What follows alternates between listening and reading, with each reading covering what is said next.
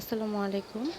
আজকে আমরা শিখে ফেলবো হচ্ছে 2+ বা 3+ বেবিদেরকে কিভাবে আপনি ইজিলি মেমোরাইজ না করিয়ে শুধুমাত্র সাউন্ড দিয়ে একসাথে অনেকগুলো শব্দ শেখানো যায়।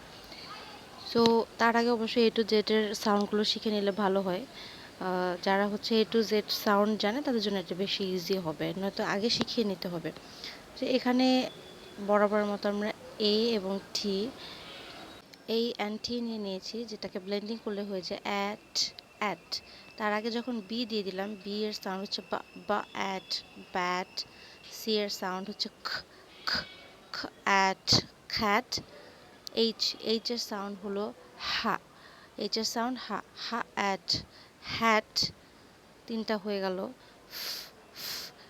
এফ এফ এর সাউন্ড হচ্ছে বাতাস বের হবে অ্যাট ফ্যাট।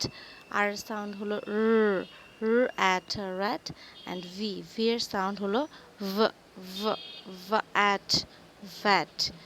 নেক্সট আমরা চলে যাব এম এম এর সাউন্ড হলো অ্যাট ম্যাট। এস এর সাউন্ড অ্যাট স্যাট।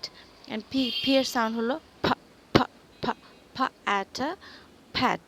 তাহলে দেখেন আমরা কত সহজেই শুধুমাত্র সাউন্ড দিয়ে এতগুলো ওয়ার্ড শিখে গেলাম, 2 মিনিটও লাগলো না।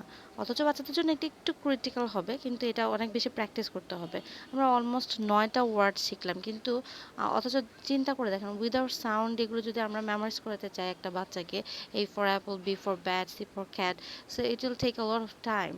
CAT cat, MAT mat, APPL apple, মানে এটা খুবই কঠিন বাচ্চাদের জন্য। তাই এই ট্রিক্সটা আপনি আপনার বাচ্চার জন্য আজকে থেকেই ফলো